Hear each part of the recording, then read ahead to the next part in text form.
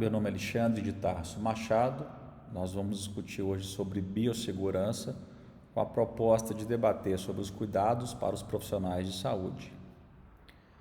Bem, biossegurança é definido como conjunto de medidas de prevenção, de minimização ou eliminação de riscos inerentes às atividades de pesquisa, produção, ensino, desenvolvimento tecnológico e prestação de serviços, que podem comprometer a saúde do homem, dos animais e do meio ambiente. Então é exatamente isso que a gente está vivendo nos períodos atuais com a pandemia pelo Covid-19. Aqui para deixar bem claro que a biossegurança ela difere da proteção radiológica. Biossegurança tem esse símbolo, então se refere sobre aquele slide anterior, a definição de minimizar, eliminar os riscos para uma população, meio ambiente, enquanto que esse aqui é o símbolo de proteção radiológica, sobre proteção de radiação ionizante, que pode ter efeitos deletérios no corpo, acumulados, ou não, ou efeitos agudos na pele. Então a gente está falando sobre essa parte de baixo, só para ficar bem claro. Bem, biossegurança, ela envolve vários públicos, Em especial aqui a gente vai dar atenção aos profissionais de saúde, Vai ser essa aula com esse objetivo, mas como risco indireto, ainda a gente envolve os usuários, toda uma população da cidade, do estado, de todo o convívio desses profissionais e do próprio meio ambiente, já que a gente está falando de uma doença infecciosa, que ela pode ser potencialmente transmitida pelo ar.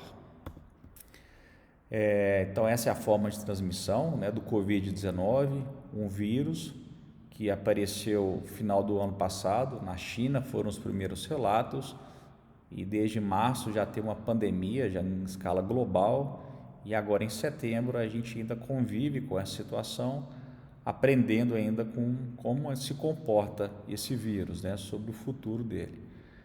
Vale lembrar então que a contaminação ela vem pelo ar, por gotículas de saliva, num espirro, Isso é contaminado pelo ar. Também pode ser pelo beijo, por contato, pelo aperto de mão ou até um abraço, onde a mão, o ombro, a face daquela pessoa portadora do vírus vai entrar em contato com a outra pessoa, com a segunda pessoa, e uma vez que essa pessoa é contaminada, leva essa mão, a face ou a boca, ela pega contágio desse vírus. Pelo mesmo motivo, superfícies também não higienizadas que houve um contato prévio com pessoas contaminadas, como celulares, maçanetas, objetos de uso pessoal, objetos também onde muitas pessoas utilizam como maçanetas, corrimão, cadeiras. Então são superfícies potencialmente contaminadas e uma segunda pessoa pode ter o contato com essa superfície com secreção com o vírus, levar à cavidade oral, aos olhos, são as mucosas que o vírus vão ter o acesso daí ao corpo do novo hospedeiro. Também pela via dos animais, pelo consumo de carne e animais silvestres, inclusive foi esse o início de todo o processo. Uma mutação, essa é a teoria mais aceita, uma mutação de um vírus selvagem do Covid em animal silvestre, não se sabe qual exatamente foi esse animal, se um morcego, um tatu, algum animal silvestre, ele teve uma mutação, daí se foi passado então o primeiro contato para um ser humano e daí virou essa pandemia. Os sintomas são sintomas bastante variados, A maioria dos pacientes, a grande maioria são subclínicos, pacientes sem sintomas expressivos.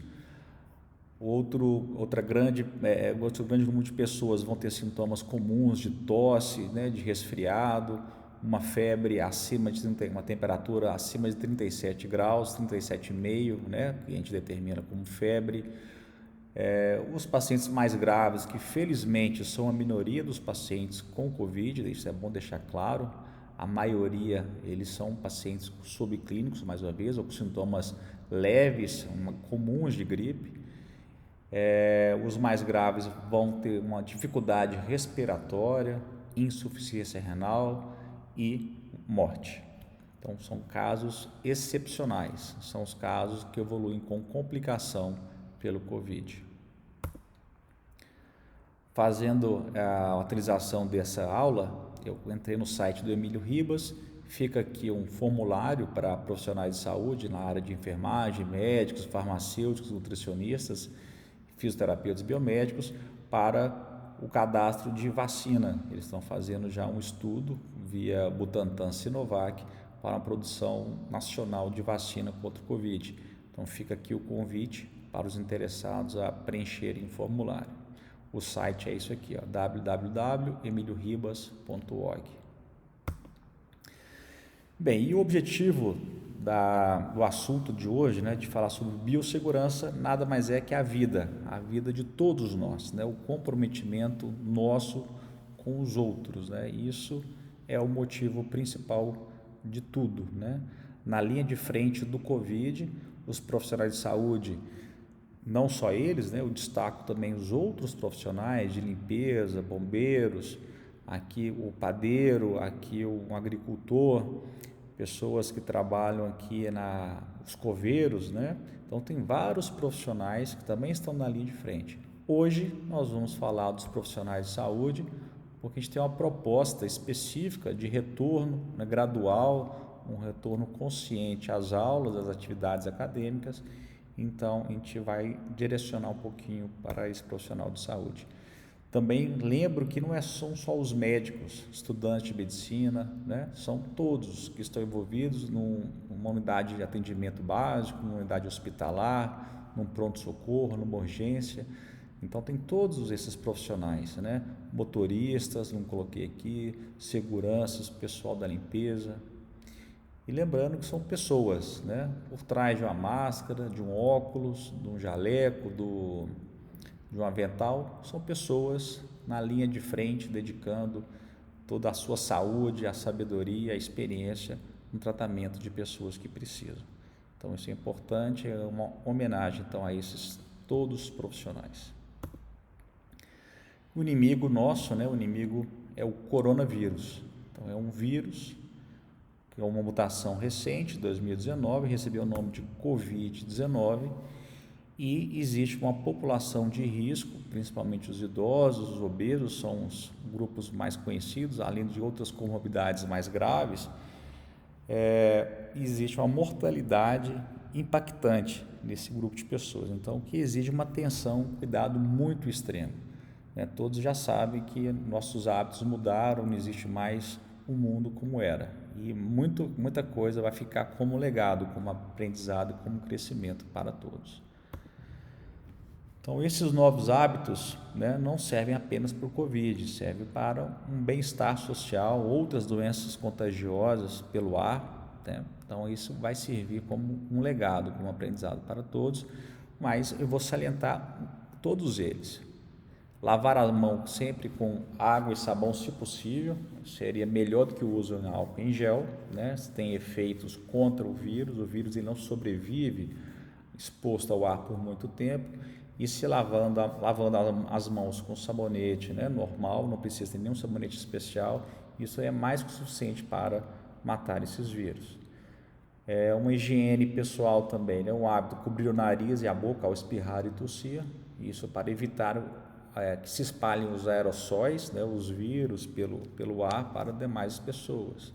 Evitar as aglomerações, se a pessoa estiver doente ou até suspeita de doença, e também nesse período de pandemia. As recomendações são que não façam aglomerações, né? Não é só para a pessoa que está doente, mas para todos nós sadios, né? Todas as pessoas sadias também, pelo risco de ter uma doença subclínica e a pessoa fazer a transmissão sem conhecimento. Manter sempre os ambientes bem arejados, bem ventilados, né? E não compartilhar os objetos pessoais, não só pratos, talheres, mas copos, né? Qualquer objeto de uso pessoal, a própria máscara não deve ser compartilhada. Especificamente sobre o cuidado individual, né? Limpar os pés, não limpar os pés apenas num tapete. Esse tapete aqui existe uma solução com álcool, então a superfície porventura que alguém pode ter pisado numa secreção que esteja contaminada pelo vírus. Então esse tapete ele é umedecido, ele é molhado com solução alcoólica com o objetivo de anular esses vírus. Então aqui é um cuidado que se tem em entrar em qualquer estabelecimento, não só unidade de saúde, hospital, mas restaurantes também, pessoal e a própria residência das pessoas. O álcool em gel, aqui está bem consagrado a ação do álcool em gel, mas eu reforço mais uma vez que lavar as mãos ainda é melhor que o álcool em gel, melhor em relação ao custo e melhor em relação ao hábito, né? O álcool em gel ele vai limpar, aliás, ele não vai limpar as mãos, ele vai matar os vírus, mas não vai fazer a limpeza das mãos como o sabonete faz, como o sabão faz. Então, lavar as mãos limpa as mãos, além disso, mata o vírus. Então, preferencialmente, lavem as mãos, sempre lave as mãos. Na situação que não dá para fazer essa lavagem das mãos, aí o álcool gel realmente é essencial. Outra questão para a gente debater aqui é adequar a realidade de cada profissional, né? De cada ação. Aqui está mostrando dois ambientes bem distintos, né? Um ambiente, aqui é no exterior, não sei em que país foi feita essa foto, mas são uma equipe extremamente bem protegida, fazendo uma ventilação no paciente, mas tem um avental aqui impermeável, cobrindo todo o rosto, com óculos, com a máscara de alta qualidade, com filtro, né, contra o vírus. Então, uma equipe bem protegida. Aqui um profissional, provavelmente se parece com um aeroporto, poderia ser, por exemplo, ele não tem todo esse avental, o rosto dele já está mais descoberto, ele tem apenas uma máscara, um boné para proteção e luvas. Então é uma situação para esse tipo de trabalhador, né? Ele tem as orientações específicas para ele, lida com um público bem maior e é diferente da realidade dessa outra pessoa, dessa outra equipe. Então a gente tem que adequar às realidades também. Dentro de uma mesma realidade também existem contextos diferentes, né? A própria cidade, numa mesma cidade, num hospital, por exemplo, vai ter um andar de UTI, onde esses profissionais também vão estar bem equipados com luvas, aventais, macacão aqui na verdade, cobrindo todo o rosto, com face shield, com visor na face, com máscaras de filtro. Então isso é importante saber que também isso aqui é um ambiente de UTI, enquanto que um outro ambiente, profissionais aqui no caso da unidade de pronto atendimento nas UPAs, é uma situação diferente, onde já tem um avental descartável, tem um face shield e tem uma máscara com luva, já é o suficiente para esse cenário. Então a gente tem que adequar essa situação. A gente vai falar aqui agora quais são esses equipamentos de proteção individual e assistência básica, o que é o mínimo para a gente fazer nesse cenário, né? Nesse contexto de alunos voltando para as aulas, nesse contexto de atendimento em unidade básica de saúde, um contato com um paciente suspeito, né? Não pode até ser uma consulta num ambiente ambulatorial. Qual que é esse mínimo necessário? Então a gente vai destacar isso aí, né? A gente vai ver que são as máscaras, o gorro, a luva e o avental. Esse é o mínimo necessário e se fazendo isso a gente evita a gente evita muito, né, a situação de contaminação, de contágio. Então, começando aqui pelo gorro, né? Então, retirar primeiro os brincos, os anéis, os acessórios, colares devem ser retirados e prender os cabelos para quem tem um cabelo grande. Então, o gorro deve cobrir toda a cabeça aqui, os cabelos então escondidos, né, protegidos com o gorro. Então, essa é a situação ideal. Tirar os brincos.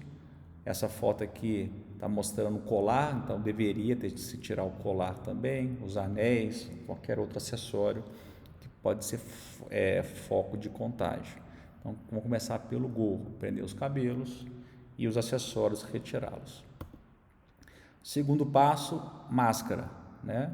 Essa máscara é o suficiente para esse cenário de assistência básica, é uma máscara cirúrgica normal, não é a máscara N95, que tem um filtro de melhor qualidade contra contra o vírus. Então, uma máscara normal, uma máscara cirúrgica, ela deve ser bem adequada à face, cobrindo a ponta, metade do nariz deve ser coberta, lembrar disso, sempre cobrir o nariz, a boca, debaixo do queixo.